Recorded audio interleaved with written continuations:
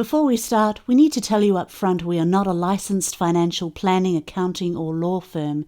This is simply an education program which will give you factual information. We do not give any general or specific advice around finance, business, investing, options trading or anything else. That is not what this presentation does. Please see a licensed financial planner when it comes to any investment advice you need.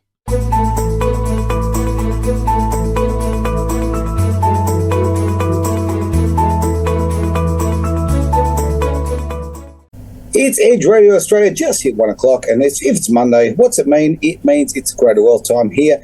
Derek Whittaker, across the desk, mate. We're normally in the comfy chairs, but I've dragged you into Studio 1 today. And I've got the mic with Travis used last week, something very special. Oh, this is a mate, surprise one. You look very special indeed, okay? Look special, I won't use the term, but all right. I'm special. You are, exactly. Oh, look, I'll have an encouragement award for you very soon, maybe even a participation one. On the iPad in front of me, as I say, we're doing things a bit differently. So those two can see, we've got Mr. Cartier there in his little studio there in a long, long distance away. Good to see you, galaxy far, far away. Yeah, where you belong. Exactly right. Yes. Now, it's not South Geraldton, at least. Good to see you. What a shame you're too lazy to get in the car and drive into the studio today, but thanks for that anyway. I'm doing this for your health and wealth because, obviously the wife's a little bit sick, so I've decided to... I don't think it's COVID. She's just got a sore throat, but you know what? Do the smart thing, and I'm just like chill out at home. And you're such a caring fella. No, it's just secretly I just didn't want to drive all the way to South Geraldton. You guys have been researching away. Okay, you've always got rather great subjects to talk about. So, what are we going to hit first up this afternoon? This is really funny because normally you throw to Derek first, but this time, I'm in first. So I have to give credit to an Australian YouTube for this one. Right. It's called Cold Fusion, a lazy 3.9 million subscribers, which is I really know the cool. guy who makes that channel. He's the first guy. Is he really? Yep, I've got his number. Oh, we'll have to hunt him down because I've only just discovered his channel. The Go-Go. It's actually The Go-Go is brilliant. It's really, really good channel. I'm really impressed with it. So I caught up with him with coffee one time and I said, dude, you've got to look at the finance industry and what goes on. Yeah. And then a lot of his videos with that path. He's a great guy. Yeah. Well, so Derek, give us the name again. What's his name again? The Go-Go. He does a channel called Cold Fusion on YouTube. It's brilliant. Yeah. So what I'll do for those who are watching, for those who are playing along at home, let's see if I can actually do this. Anyway, so he was doing a segment. It was actually about. It's called "It's Time to Pay Attention to AI, Chat GPT and Beyond." So a lot of it, what he was talking about, is a company called OpenAI. So what it is, this is where it gets really, really interesting. So you've all heard stories about the AIs taking over the world and all that sort of crap. We are nowhere near there yet. So first of all, AI being artificial intelligence, for those who don't know. A bit of a geek over here. So what's happening is obviously Google search. You start typing something, they fill something in. It's what do they call it? Short memory AI or something. It's small vocabulary, so it can't really do much. It can predict text, it can help you write essays and things like that. Other than that, it can't really do much. So OpenAI is a company. It's roughly $1 per search per entry, so it's extremely expensive to use at the moment. So it's not going to be in your mobile phones anytime soon, maybe within the next 5 years. But what it is, it's the vocabulary and the ability of this AI to learn is a little bit alarming, to be blunt, to the point where you can actually go to it and say, I need this program programmed. I need a program to do this. And then the AI will fill in all the blanks, which is where it starts getting really scary. So you're getting computer programs writing computer programs. Okay, that's very scary. That's Big Brother. Well, not Big Brother. That's beyond Big Brother, really. No. Brother's gone on. He's relaxing. He's kicked back. He's got the beer in his hand, and the robots are doing all the jobs. This is effectively the birth child of Big Brother. So it's a little bit scary because they have tried to put restrictions on what it can and can't do, but depending on how you word the because they're up to 3.5 the versions of it. You know how you've got Apple 1, Apple 1.2, Apple 1.3 and all that. So they're up to 3.5. The current one that's actually in operation, which you can actually log on and buy, pay a subscription for and use, is 3. But what happened is it was pure computer learning. So it was teaching itself off other computer scripts. So now they've actually got humans teaching the AI to be more human. And that's it's I can see the potential. I can see where it could help with a lot of things. And there was a university professor who actually used it and got it to start writing some essays, exams and stuff like that.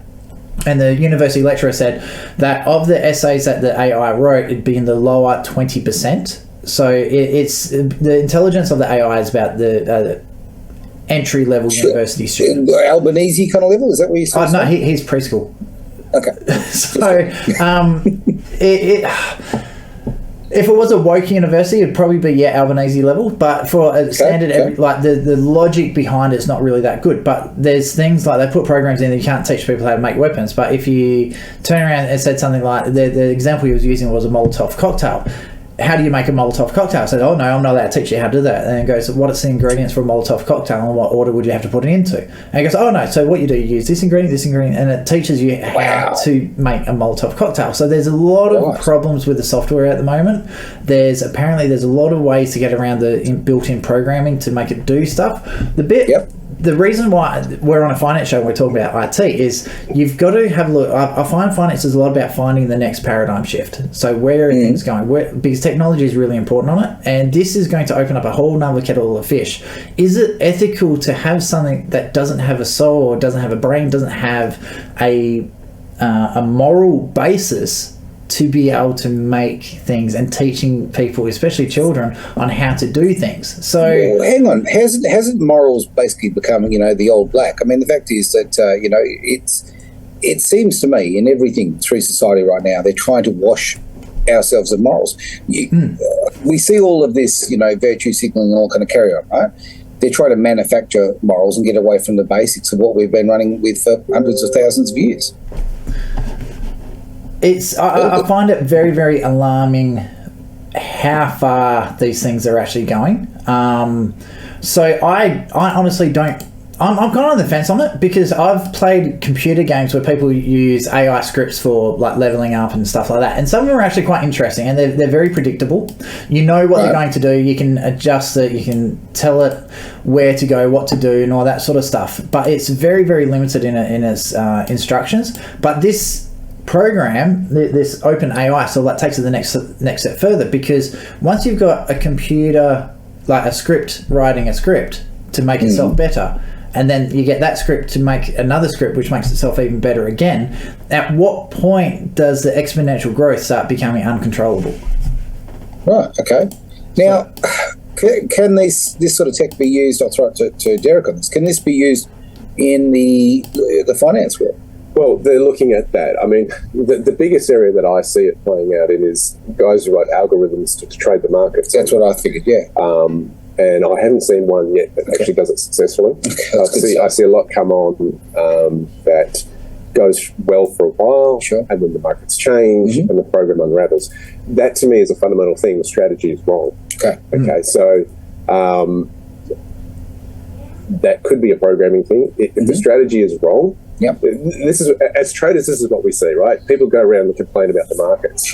And one of my golden nuggets my mentor taught me is there's nothing wrong with the markets. It's the strategy that's wrong. And that's great, because as a trader you take responsibility for what's actually going on. Well, hang on, isn't that why you need expertise? Exactly. Right? Simple. Exactly. So there is that form of it, but it can come into different other forms. I was doing some research on this when Travis proposed this topic, and they're looking at doing it in terms of risk assessment. All right, so can someone pay back a loan? Okay, that's one area. How are they with their credit score, and determine all that sort of stuff. Then there's the area of fraud management and detection. Okay, can we detect anything that's going on?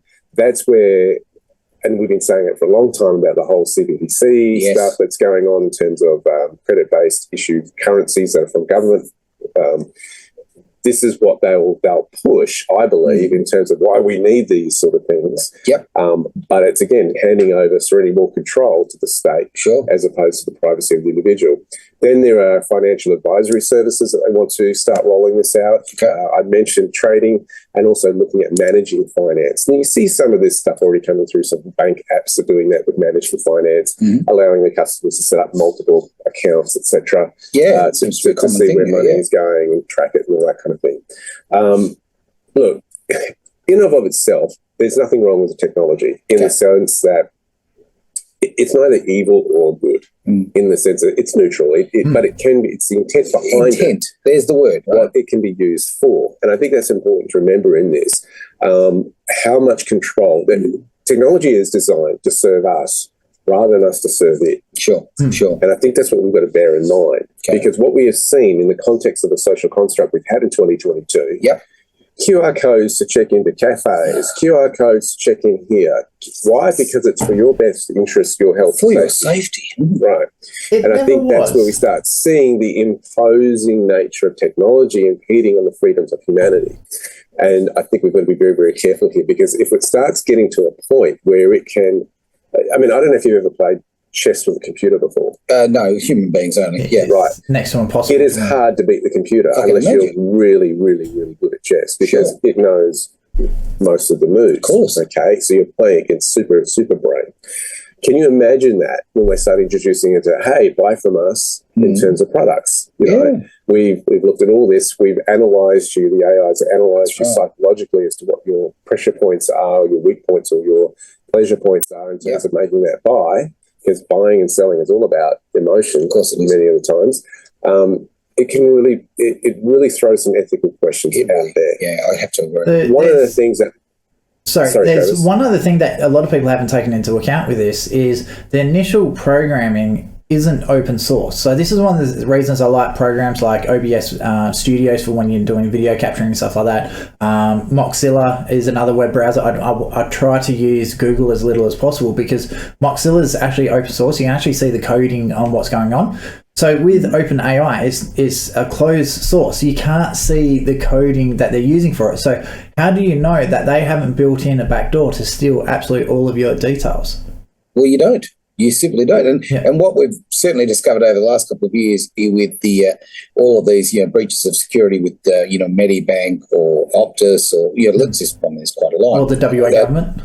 The WA government, well, for them, they don't care about breaches. I mean, they put let's face it, they release the names of every gun owner in Western Australia, so they're not big on privacy anyway, right? One of the things I've discovered in the finance industry, one of the things I've discovered in the finance industry is people buy from people. Yes. And trust is the big factor. Do I trust this person? Yes or no? Do I want to do business with this person? Yes or no?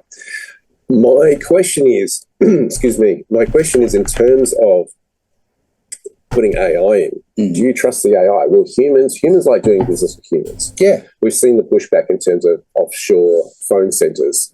For sure. And people concerned about their data being stolen, that's been in everyone's back of the mind at the moment.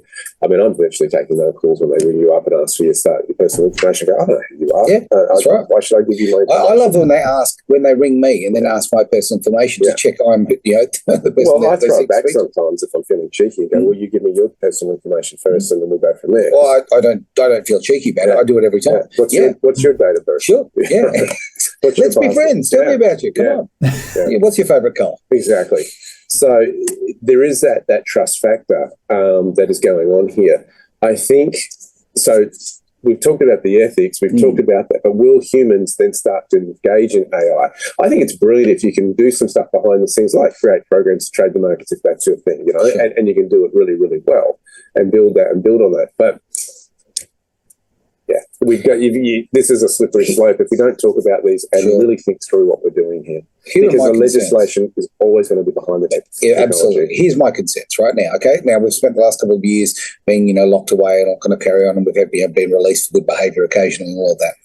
Now, I now know how many people now just shop online, but when it came to Christmas, they just have everything delivered.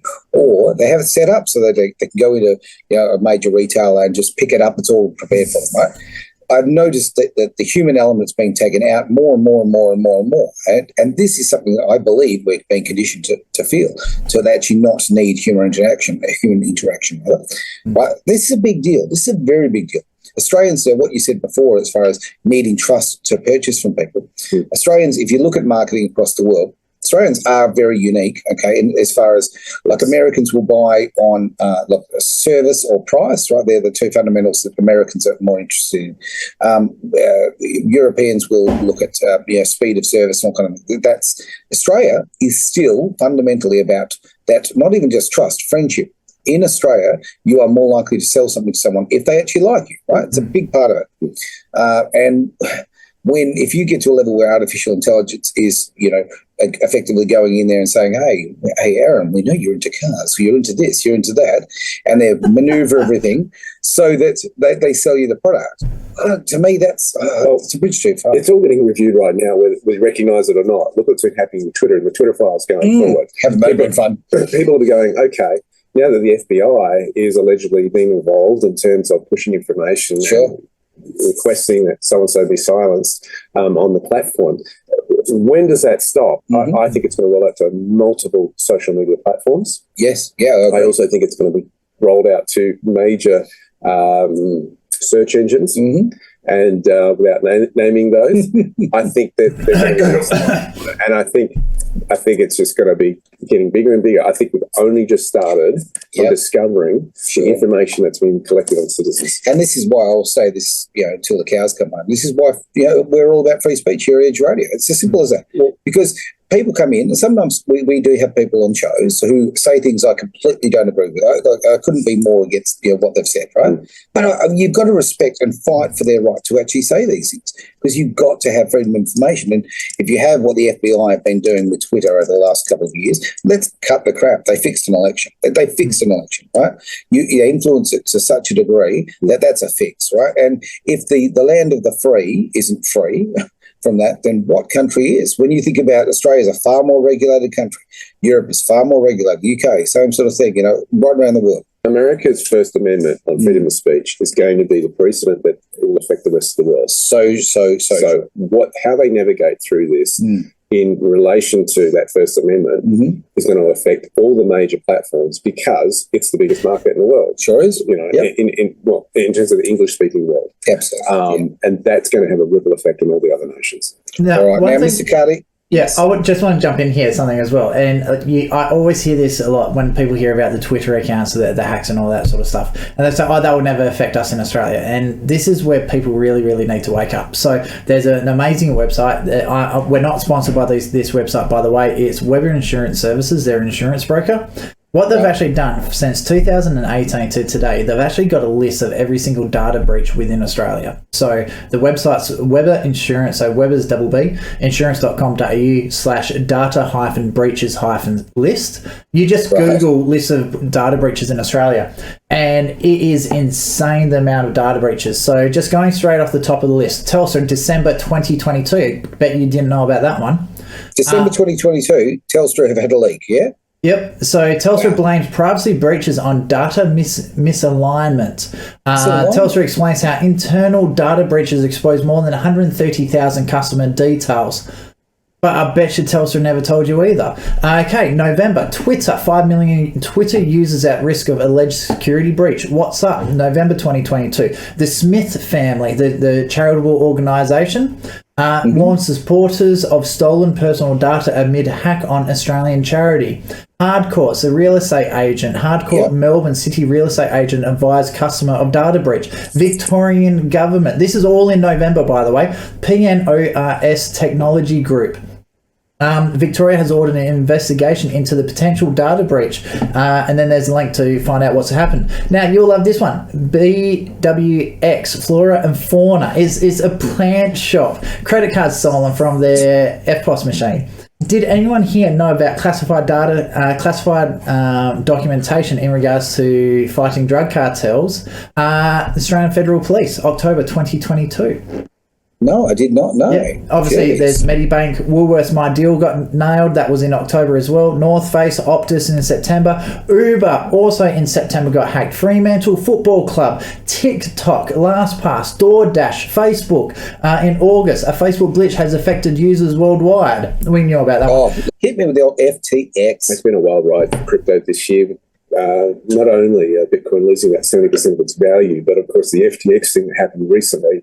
And those who don't know the story, there was a company called FTX run by Sam Friedman. And this guy, before they declared bankruptcy, shifted a lot of the money. It was alleged that this money was moved to a offshore account in the Bahamas, and that's where he fled to, and has since then been arrested in that place to look at that in terms of moving billions and billions of dollars worth of crypto value to a different company. Now, what's been also alleged in this by certain organisations that he was taking donations for the Ukraine-Russian conflict. That money, it's been alleged, was then recycled by the Ukrainian government back into FTX, whereby he was donating millions and millions of dollars to Democrats in the United States. It's just come out an interesting report in terms of who received money from Sam Bankman-Friedman's donations to PACs. And PACs, if you're not familiar with that term, is simply a political action committee. These things have been around since 1944 in the United States, where they basically are trying to either get a candidate in or keep a candidate out in terms of politics. Yep. So it's fascinating to see where the money's gone. And it's all been listed on this website, unusualwhales.com, in relation to the donations. Now, some have gone to Republicans, but by the far majority, it's a sea of blue in terms of those who received it, the blue representing the Democrat Party. Now, Travis is going to bring that up on the screen, correct?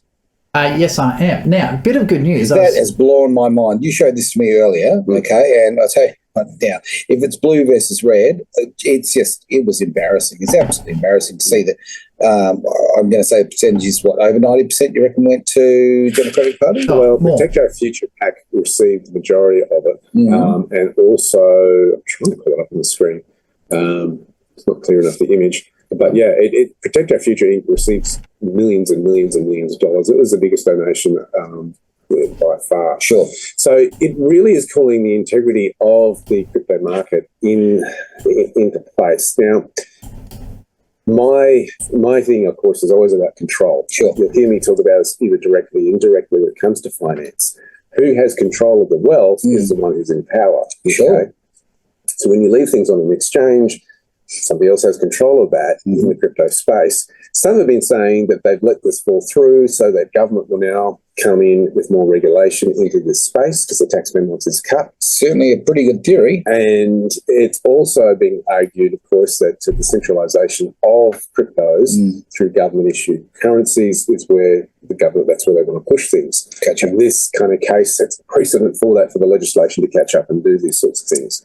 I look at this and I go, I find it interesting that in the mix of all this, it's having an effect on all the other crypto exchanges. Okay. So if you look at, there's been a huge blow for the companies Binance, Crypto.com. Sure. They've been dropped by their auditor.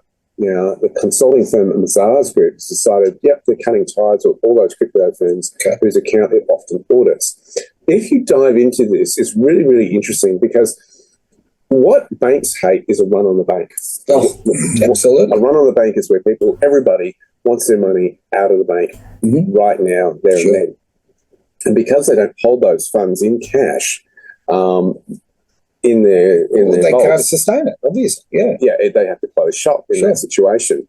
What these companies are trying to do is actually show to their customers that we have this in store. If you want to get your crypto, especially Binance at the moment, if we have it, they're publishing, this is how much crypto assets we have in store right now. Right. So they show the liquidity of that so that the customers can actually go in, all right, I want to liquidate $10,000 and convert my Bitcoin into fiat or whatever it might be. I can do so. They've got it on call. Now, this is actually, in my view, far more transparent than other financial organisations. I'd say so. Right, that they're wanting to do this. And that's self-governance. Oh, imagine that. Right? So this should give, provided that there is an independent auditor doing this, this should give more confidence to the users from that organisation who are being communicated. And Travis and I were talking before the show, communication is the key. Of course. They're being communicated that, hey, this is what's going on. This is how much we've got in storage. If you want to liquidate, you can do so. Okay. There's transparency there. Well, doesn't that give you a lot more comfort, really? I mean, if you went to a major bank and they said to you, I'm sorry, you can only take out $1,000 today, not whatever's in your account, that scares you. I mean, that drops confidence, I've seen that. They do it already. Like, if you go to the bank, They have restrictions on $10,000. They're going, hang on a second, we don't know if we've got this in our vaults. Spot on. Well, I've been married twice, so there's never 10 grand in my account, but there you go. But no, I remember, I do actually, all jokes aside, I mean, I remember, brighter financial days, and where, literally, if I did want a large amount of cash, particularly back in my rally days and whatever, you needed the money in cash, you had to organise it. It was a pain. They still want that organised. They want a few days' notice if you've got a really large amount because they don't have it in their vault. Yeah, That's basically what they're saying without saying it. Whereas, I mean, I don't know, growing up as a kid, I just always assumed that vault was full of cash because, that's, I think, what you're conditioned to believe. And, of course, you've got to remember that what money is circulating in the economy, only some of it is represented by cash. Very true. Right? A lot of it is just accounting numbers, whether it be held by the bank against a mortgage and all that sort of stuff. It's actually just digital. I know. Geez, ones and zeros. So this is an interesting play for the crypto space. There is one where they're going, oh, this is terrible, this is a scandal, etc., etc. But then there's others who are going, hey, we're going to be more transparent here. This is what we're doing. I find it interesting that the auditing companies said, we're cutting ties here. And there are reasons for that. We're looking into it a little bit more. It's paused its activity because the provision of proof of reserves reports for entities in the crypto sector, I'm quoting, sector due to concerns regarding the way these reports are understood by the public. So they're just going, look, that we're not sure that the public are actually understanding what's going on. Sure, we're just pausing that. Look, you know how I'm seeing it? I'm seeing this as a great opportunity, quite frankly. I really genuinely am. I think that, okay, now where there's a little bit of distrust and there's a bit of bad publicity going, this is when the prices are down. This is the time for Joe Public to get involved, right? Because it's going to go up. Okay, well, I mean, I'm not a financial advisor, I don't know, but I'll tell you right now, I know the law of averages, and I know that history has shown me that traditionally things go up, right? Well, it's also interesting because we're discussing this show in terms of lights of hacking. If you're so transparent saying we've got this much on our exchanges, does that make you more attractive to, of course, the hackers? I mean, they're going to hack anyway, these hackers, right? Yeah. They're going to attempt to do Hackers that. going to hack, yeah. Hackers So, going to hate, man. But typically with vaults and stuff like that, you don't tell them how much is actually sitting in the vault. You don't want them to know. So there is that privacy, there is that secrecy, that element for the sake of protection. This is why people went to banks originally. Is so, they're carrying all their gold and silver around in bags, and there are thieves on the roads. They would put it with the goldsmiths to do that. Makes sense. Okay. I mean, so again, go on. Sorry, Travis. Yeah, one thing I want to just bring up, but you got to remember, not all crypto companies or exchanges are the same as like Binance and FTX and the way that they're behaving at the moment. I want to bring awareness to another company, and this is the one that I personally use. No, this is not sponsored by them, but Freeway.io. Travis, can you get your volume up a little bit, please, buddy? I'll just move closer to the mic. So what happened is, way before all this started coming to light, they said with the upcoming volatility, what's going on, we want to change all our processes and how we have our liquid assets on stock. So they actually sent us all out an email saying, as of this date, we're going to put a freeze on withdrawals. So they actually told us beforehand they were going to do this. So they didn't tell us, like, I agree with Derek, you don't go around telling people, oh, this is how much money I've got, because you're just asking someone to rob you. But the way Freeway did theirs, they were very open, transparent for it, let us know what was going on, so there was no nasty surprises. They've kept the communications up, and even to this day, like, you can still communicate with their support team. And that's one of the other things I noticed is the moment someone starts blocking communications or they refuse to respond to emails and things like that, that's alarm bells start ringing for me straight away. And that's one of the good things, like with Freeway, they're always responding, which is really good. A lot of the people who are teaching in the crypto space are saying that if you do have crypto, you need to move it off an exchange and put it into a private wallet. This is what I'm hearing, and therefore, there are some that are online, there are some that are offline. Most, and Travis, I'll get your input on this, most are able to get the offline ones up on a USB stick, more secure than those that are online. Would you concur with that? Yeah, I hear that all the time as well. But I'm kind of... You can still get into the offline ones, because the moment someone can get into these exchanges, they know all the IP addresses of everyone. And so the moment you plug your USB stick into a computer that's connected to the internet, they've now got access to your offline wallet as well. So but you're minimising your risk, right? Yeah, spot on. So there's always going to be a risk. So the moment someone turns around and says, you go to an offline wallet because it's absolutely secure, nothing is absolute. So always take what people say with a grain of salt. Do your own due diligence. That's the biggest lesson that I've learned through all of this. Check things yourself. Just because someone says, oh, this is the best thing out there, go get a second opinion, get a third opinion, and make up a decision what's comfortable for you. And obviously, like we've always said, like especially with investing, and it's not just us, but every financial educator and all that sort of stuff, don't invest money you need for everyday living. Okay, makes sense. Absolutely. So, and yes, no, that's not personal advice. That's just general that everyone says. So please don't sue me. Actual information you're reporting on. Malloy, with you, with, of course, Derek Whittaker across there on the iPad. Stuck there in front of me is, of course, Travis Carter. We are doing the Greater Wealth, and we've got, look, a few minutes left of this show, and you guys we've got a lot to talk about, let's face it. So let's just whip straight into it. It's interesting that the European Union has just passed this just before Christmas, and recently they are pushing this whole climate change thing. Climate change? Yeah. Weather? Is that what you're talking about, weather?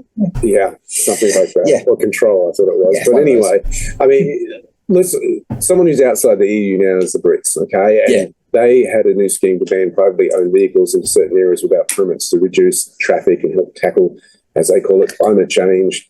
And climate lockdown and that sort of thing. On Sunday morning, the EU Parliament basically, and the governments of the European Union reached an agreement. What they're doing is reforming what they call the emissions trading system in order to increase investments in climate-friendly technology and further cut industrial emissions. What that basically means is everybody in the EU countries will have to pay for carbon emissions, and the funds are going to be used to tackle climate change, as they call it.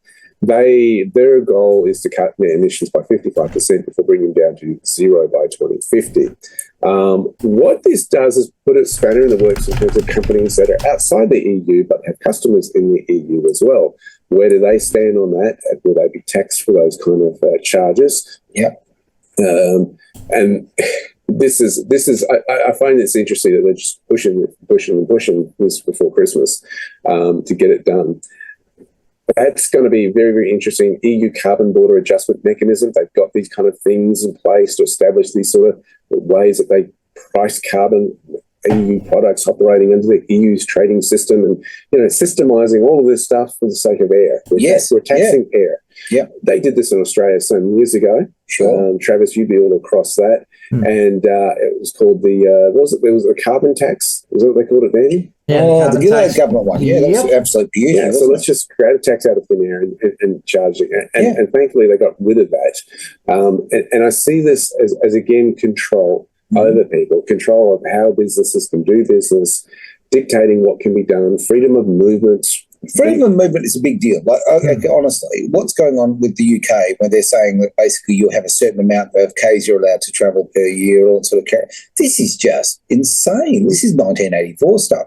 I mean, I love the fact of freedom that I can jump in the car and I can go where I need to go. The only thing stopping me is petrol prices, right? Which some would suggest would be control in itself, but you never know. Well, it is. it is. The Democrats, in my view, the Democrats are pushing the whole war against fossil fuels. Yeah, right? No doubt about it. America can frack the oil from its ground and do that and supply the shortages that are there. As I've said, opportunity is not because there is a war in Europe at the moment that there is a lack of oil in the world. And it is of this agenda. The reports that I've read, Congress passed legislation that was saying that we're going to do new electrical charging stations across America. Sure. And there's this $1 billion grab, and oil companies are going, if we don't get in on this action, we end up as dinosaurs and this sort of stuff, and motivate. And of course, the money's there for the taking. So people go, yep, we'll take that. Thank you very much. So there's not a shortage of oil. There's not of that. It's all politically driven. And it ties in with the whole thing. And as I said last week, and I'll say it again, I get very suspicious when I see money and climate and the whole climate change getting married together. Absolutely. Follow the money, follow the control, because this is very hard to prove. I mean, can you tell me exactly, right, all these climate changes, I've challenged people on this, doing the climate change thing. What is the number that we have to get to where the world, according to you, changes? What's the target? What is it? Hang on. And how do you define that target? Because they all quote science. I can't find the number. Look, effectively, I saw this just yesterday. If we use Canada as an example now, if Canada hits every one of their incredibly aggressive targets, and they really are aggressive, right? They hit every one, bang on, right? Now, by 2050, they'll have basically saved the amount of carbon and nasties and all going to carry on, not the carbon's nasty, but you know what I'm saying, okay, as 1 year of China next year. Right? So why are we pointing the finger? Like, honestly, there's something very socially wrong with us if we feel that they're the good old-fashioned white guilt or whatever the hell it is, right? Where we have to protect and throw the racist tag at me, throw the racist tag at the half Indian standing here. But the fact of the matter is that this is just absolute bloody rubbish. And if the Chinese or the Indians or any of these nationalities can keep pumping out and using fossil fuels willy-nilly and that sort of thing, what hypocrites, how weak, how weak are we as a first world that we just fall over our sword and go, why are we saying, and also there's the ethical side of it, why are we saying that we're effectively, by doing that, by talking down to people like that, we're saying we're superior? Well, to me, that's racism. I just find it fascinating that this whole climate change is out there. Sky News has a story out at the moment, and it's all about how Australia could finally have a white Christmas, okay? It's perishing down in Perisher. They're shivering in the snowy. They've got the Jim Jams on it. I'm not sure I can say this. Jitterbine. Sounds good. And it's cold as ice cream in Cooma, okay? Yeah. London just had, downtown London had snow in years for the first time. Really? Just the other week, right? I didn't know that. All these, everything's getting colder as opposed to the claims on the climate change activists that things are heating up. Oh, right? But hang on. Look, in the 70s, didn't we have that nuclear winter thing coming on? Or whatever winter it was? It was, the ice age. We're having another one. We're going to have mammoths walking down the street. Yeah. Like, honestly, how often do we have to change the story to fill our wallets? I am all for looking after the planet. I'm all for doing the right thing in terms of environment and looking after, reducing our pollution, all this. But this is politics. This has gone way too far, and it's time we called them out on it. Yeah, so true. And again, the hypocrisy is just off the absolute scale because they all jump on their private jets and all get there and eat some very nice thick steaks and tell us how the rest of us should eat bugs and shut the hell up. Right? No, not on my watch. Let's destroy the global warming myth. So Bluff Knoll down in WA, on the 27th, it will be slightly overcast on that day. Right. And it's the middle of summer, for those who don't know. Yeah, middle of summer in WA. They're expecting minimum of 5 degrees at night, and it will feel like 3 degrees. -3 degrees because it's up on it's 1,000 metres above sea level. So they're anticipating they could have snow on Bluff Knoll in WA over Christmas. Right in the middle of summer. Middle of summer. So, and they're done turn around and go, oh no, it's not global warming, it's climate change because we're idiots. And this is purely about control. Malcolm's absolutely destroyed this argument time and time again. The CSIRO refuses... Clarify which Malcolm you're talking about. Oh, Senator Malcolm Roberts, sorry. One Nation Senator. The CSIRO, he's challenged them to show the empirical data multiple times and they continue to balk. He's even offered to debate Larissa, whatever, she's another senator. Larissa Waters, she's a Green, Yep, and I think it's pushing something like 700 days that she's refusing to enter into a debate over climate change, global warming, whatever buzzword you want to use, and they keep running scared. They refuse to debate him. So I find it really frustrating when this argument keeps coming up. There's time and time and again, it's been debunked. It's been debunked when Al Gore said we're going to have an ice age in 10 years, and he said it 30 years ago. Look, I've been around a while now, okay, and through my life, I have you are old. We've had this. Thanks, appreciate your support there. But through my life, we've had this crisis followed by this. Fear-mongering. It is absolutely all about the cash grab. Now, I am a guy who really genuinely cares about the environment. It's a big part of who I am, right? But this isn't going to fix the environment. It's not. This is going to fix particular people's bank balances. It's not going to do anything positive for the environment. This is gaslighting our community, an entire world, actually, is what it is. Now, we have literally 2 minutes left to the show. I'm going to throw the mic over to you, Derek, and I'll let you butt in too over there, Travis. But look, guys, let's have some final words. Go for it, Travis. You first. Oh, wow. Put me on the spot. It's just open your eyes up. Read your own information. Don't give in to the fear, because people do stupid shit when they're scared, and you really just... There's nothing in Australia at the moment that you need to be scared of. It's been a big year. It has. Right? It's been a huge year. We've been head before Christmas, and I think we've got history has a habit of repeating itself. Okay? Why was... You look at the original Christmas story, for instance. They were incredibly oppressive times under the Roman Empire. Yeah. Incredibly oppressive. You think it's bad now, the way they hung the ultimate was crucifixion, as far as capital punishment is concerned. Long, slow death, publicly humiliated. You look at the whole thing of why Jesus was born in Bethlehem of all places. It was a government census by the empire, and it was related to taxes, funny enough, as well, right? History has a way of repeating itself. Yep. So as you munch on your turkey this Christmas, remember this, and I love the whole phrase that the angels declare at his birth. It's glory to God in the highest, peace on earth, goodwill to all men. God gets the glory, we get the benefits. And no matter what the world is trying, whether it be whatever powers to be, God's in the heavens having a good chuckle, a good laugh, and saying, it ain't going to work, guys. I protect the kids. Yeah, he does. And there's something very special about friends with benefits, but there we go. Now, live your life purpose. Do what you got to do. And have a great Christmas. One last comment. Oh, go. Piss off all the woke Muppets out there. Merry Christmas, Happy Hanukkah, and whatever the Islamic people say, Happy Christmas. Yeah. You know what? I don't care what people's faith isn't, whatever. Everybody, just, you know what? Be close to the people you love. Think about those. If you can't be with them, think about them.